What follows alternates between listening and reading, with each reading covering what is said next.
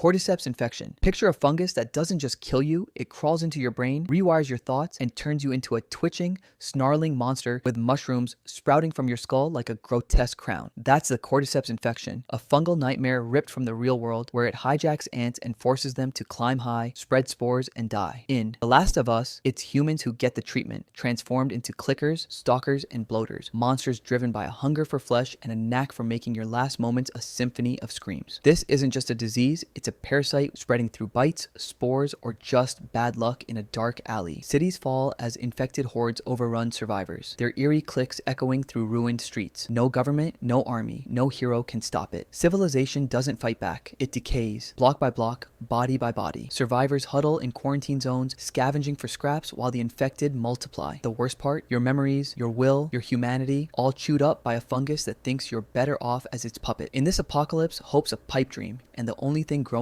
is despair. It's not war that ends the world, it's biology gone rogue, turning mankind into mulch, anti-spiral extinction. Dream big, die fast. The anti-spirals aren't your run-of-the-mill alien warlords. They're cosmic accountants with a vendetta against ambition. In Tengen Toppa Gurren Lagann, these shadowy overlords enforce a universal no-growth policy, convinced that unchecked civilizations will spiral out of control, their fancy tech and boundless dreams threatening to collapse the universe itself. Their solution? Wipe out species before they get too cocky. Planets vaporized, galaxies snuffed out like candles, entire races erased for the crime of daring to evolve. It's not hatred driving them, it's cold, calculated risk management. The anti-spirals don't care about your culture, your art, or your plucky human spirit. To them, you're a potential singularity, ticking bomb of progress that could unravel reality. Their extinction protocol is relentless. They crush worlds, shatter fleets, and bury hope under a mountain of cosmic dread. No negotiations, no mercy, just a galaxy-spanning hit squad that strikes before you even know you're a target. And the kicker? They're not wrong. Too much spiral energy could break everything. This isn't war. It's genocide, dressed up as quality control. And in the anti-spirals universe, ambition is the ultimate sin. The Global Blight. No aliens, no meteors, no supervillains cackling from a throne, just crops rotting in the fields and air so thin it chokes your lungs. The Global Blight in Interstellar is Earth's slow, suffocating betrayal.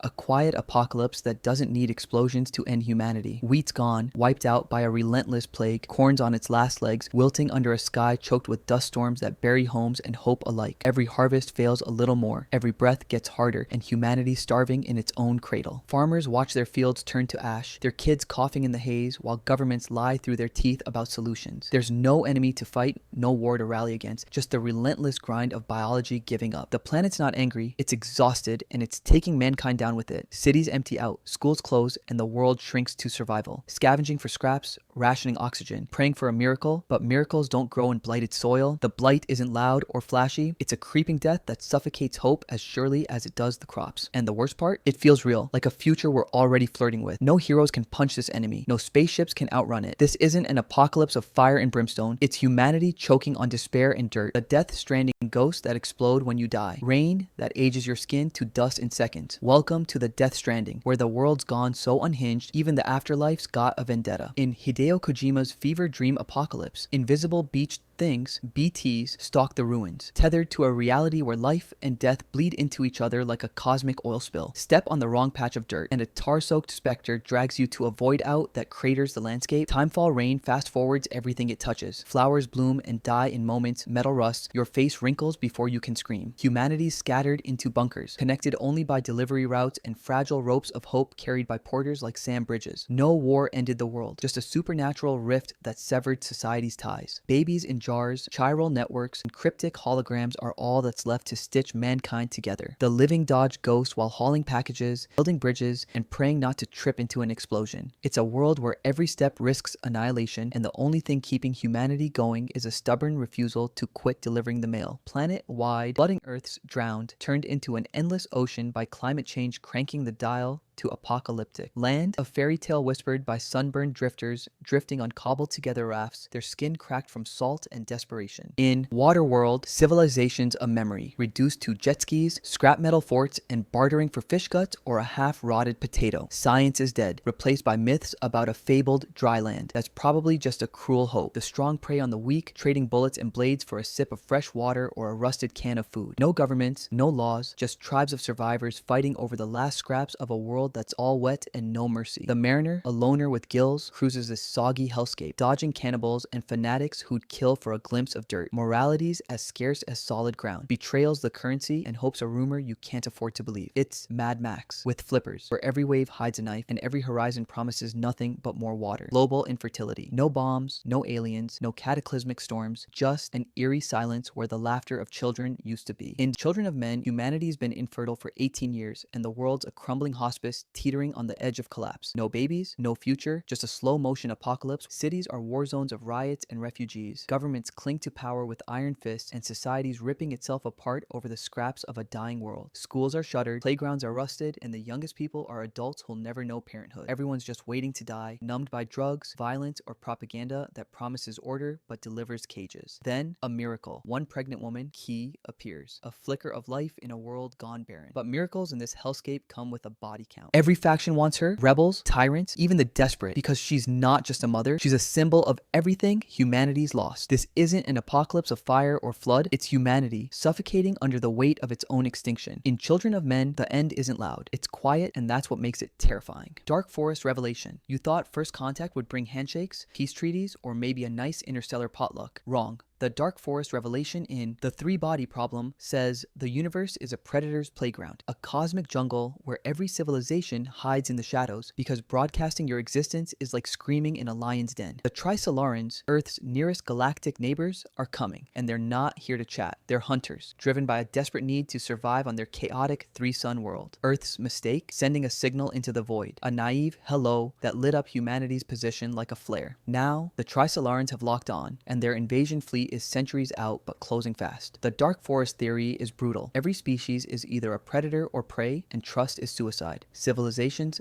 don't negotiate. They strike first or stay silent. Earth's signal was a death sentence, painting a target on a species too dumb to know the rules. Scientists panic, governments fracture, and humanity scrambles to prepare for an enemy they can't outrun. The worst part? The Trisolarans aren't even the real threat. It's the universe itself. A cold, silent expanse where every star hides a potential executioner. Speak and you're dead. The Shimmer. Step into the Shimmer and kiss reality goodbye. In Annihilation, this alien phenomenon isn't an invasion or a plague. It's a kaleidoscope of horror that rewrites existence itself. Colors bleed into impossible hues. Plants twist into human shapes, and your DNA starts freestyling, mixing you with whatever's nearby. Animal, vegetable, or nightmare. Time warps, memories fracture, and identity unravels like a bad dream you can't wake from. The Shimmer doesn't kill you outright. It transforms you into something unrecognizable, a hybrid of flesh and alien intent. It's not just a landscape that's wrong. Your mind bends, haunted by doppelgangers and echoes of who you used to be.